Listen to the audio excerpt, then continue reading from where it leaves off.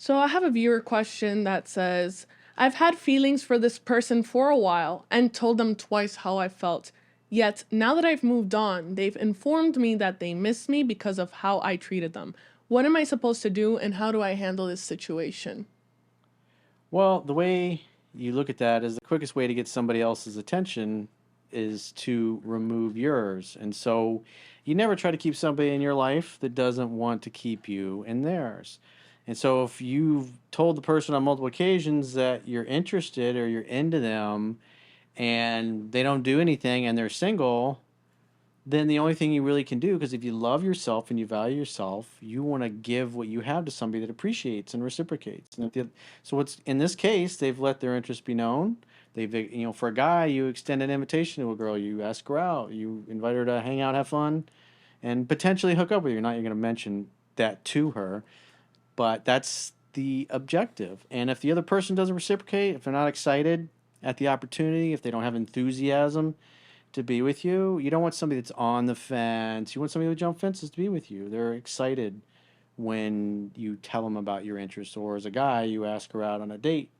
But women that aren't excited, it's like even when you go out on dates with them, even if she's super hot, if you spend 10 minutes talking to her when you meet her and the conversation doesn't flow, she doesn't really try to engage with you. It's like, why would you want to go out and try to spend money on her? And a lot of guys will do that, and a lot of women will go out with guys because, hey, it's better than staying at home looking at the four walls. Get her out of the house, get a nice free meal out of it.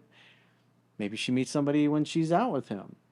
And so you got to make sure if you're going to go out, if you're a guy, especially, and you're going to invite somebody to spend time with you and spend money and your time, the time is the greatest gift you can give anybody.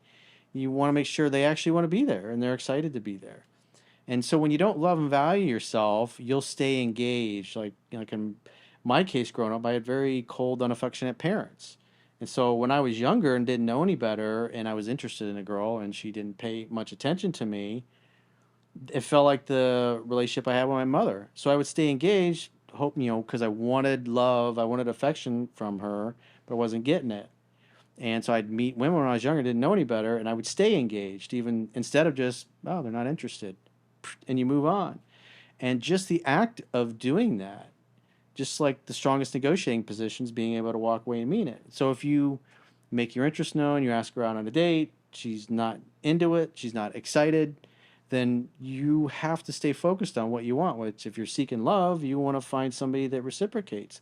And so you follow your goal, your ideal, which is to find somebody that will love you back. And when somebody won't reciprocate, you just move on. And sometimes, maybe in that case, they acted needy. And then they turn that person off, even though they might have already been interested, because attraction is not a choice. They either like you or they don't. And so if you acted needy and then they're like a guy gets stuck in friend zone, he doesn't stick around for that. He just moves on. And sometimes just the act of him disappearing, and because the idea is if you walk away and mean it, it means you're never going to speak again as long as you live, unless the other person reaches back out and tries to reel you back in.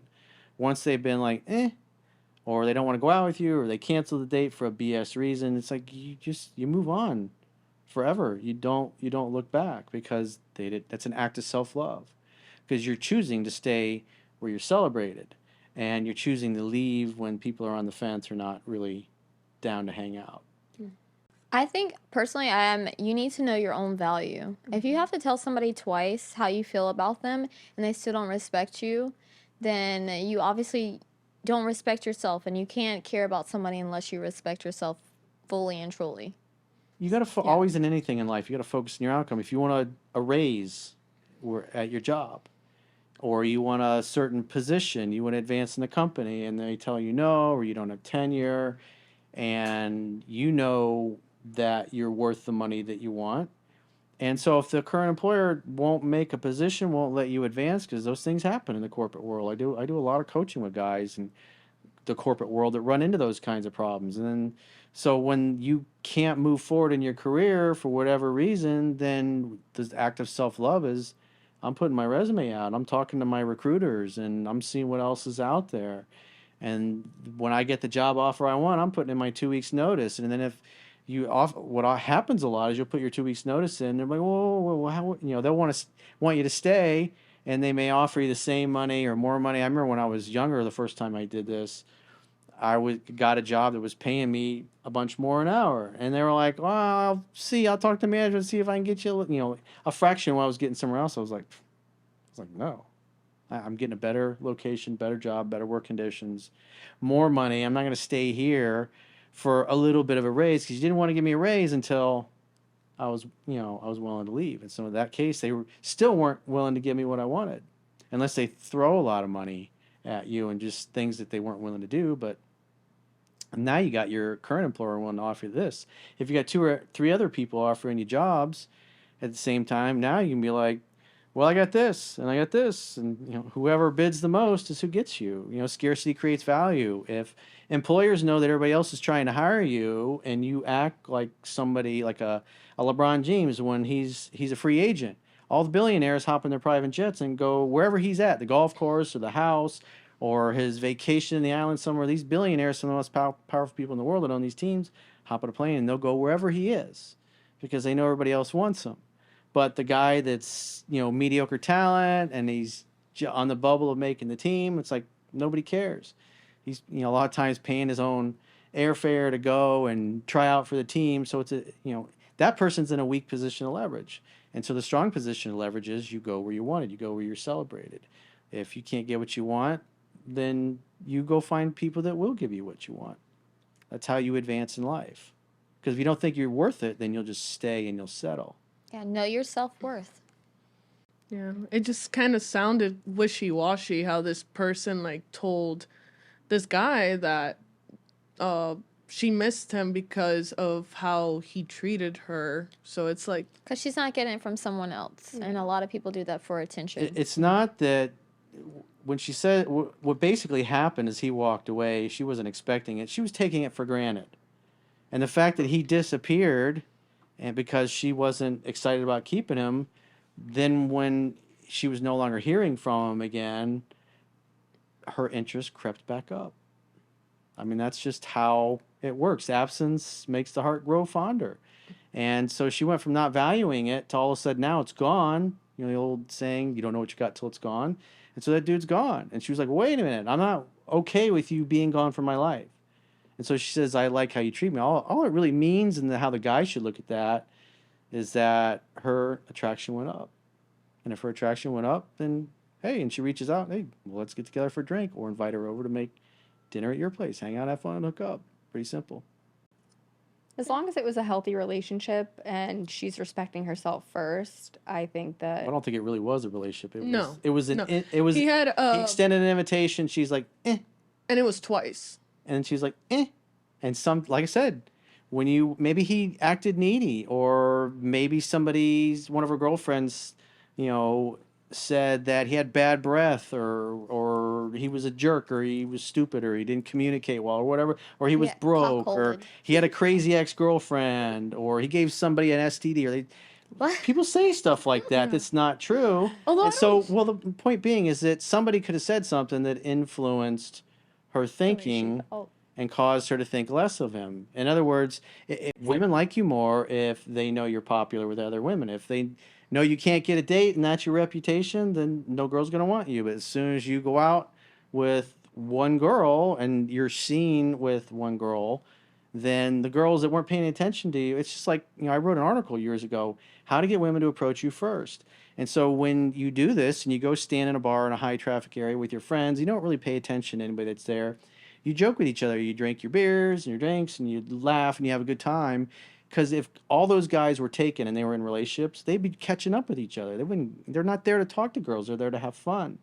And women see that and they pick up on it because there's the tribes of dudes that are all throughout there. They got their hand in their pocket and they're drinking their chest and they don't look like they're having a good time. They're kind of standing in the corner, just kind of scoping the place out. And then you got this group of dudes that's in a high traffic area by the bar. And what happens is as all the women walk by, it looks like they're the only fun guys in there. And why aren't they paying attention?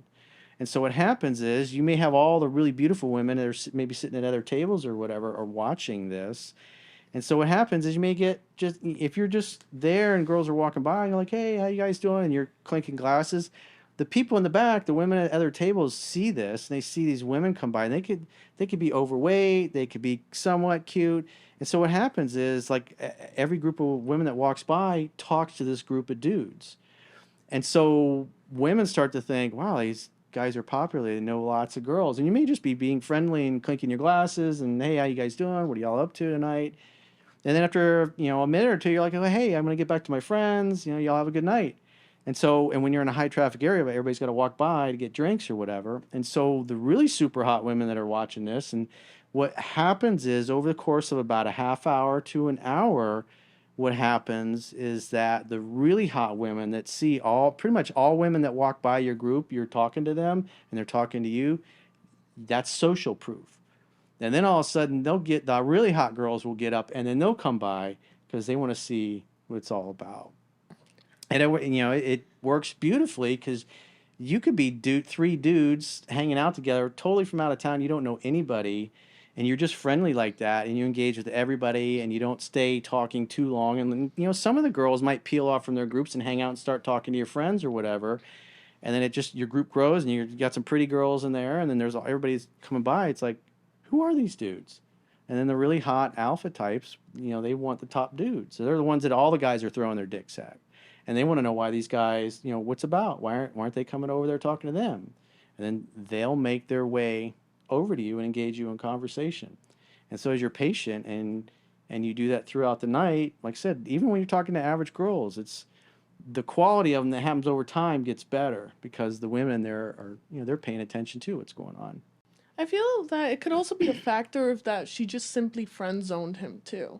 Because He may have acted like a bitch, or he may have said something weak that turned her off. And so she thought, yeah, I can walk all over this guy. Or she just lost any kind of, maybe she had a little bit of attraction, but he said a few things that made himself look weak or undesirable. And then when he disappears like that, like I said, it's amazing how that works. That's why on the attraction table that's in 3% man, what happens is if you're like a 5, so you're just barely holding on by your fingernails, you're just barely attractive enough to where she's like, yeah, maybe I sleep with him, I'll go out with him. You got a chance to raise that. And so she may have been that way when they met, and then he said a few things that made him look stupid and weak, and she's like, because she's got guys that are better looking and are more confident that she's talking to or dating or sleeping with or whatever. And then all of a sudden he disappears, or she hears he's talking to some other girl, and then all of a sudden the interest just starts to come back. It's so powerful. Yeah, I just have friends that from like my experiences with my friends, there's been friends of my friends that they just simply have a crush on one or the other and they just friend zone them, or they don't just see them as anything more. Yeah, that's why you go date a friend and sleep with her friend, and then her friend tells her how good you are in bed, and that helps the guy get the other one. Those things happen. It's like girls are kind of ruthless like that. They'll even, if her and her best girlfriend that they've grown up like the same guy, don't matter. They'll ruin a lifelong friendship because of feelings. Well, then it wasn't a real friendship to begin with. Doesn't matter. If you're emotionally obsessed with the same guy, and I've seen it happens all the time. Let's not be from North Carolina. Yeah, whatever. It's happened to me. Close friends of mine have gone and slept with my ex-boyfriends, so. Yeah, but at that point, it's just Girls will betrayal. go sleep with the friends of their ex-boyfriends as well. I can actually say my two very best friends, one I grew up with and the other one I didn't grow up with. I've known her for like 10, 12 years. We're not Eskimo sisters at all. And we do not like the same guys, so it works out. Well, you don't have to worry about it. But I've had girlfriends that I broke it off with in the past, and they'd sleep with 3 or 4 different friends of mine.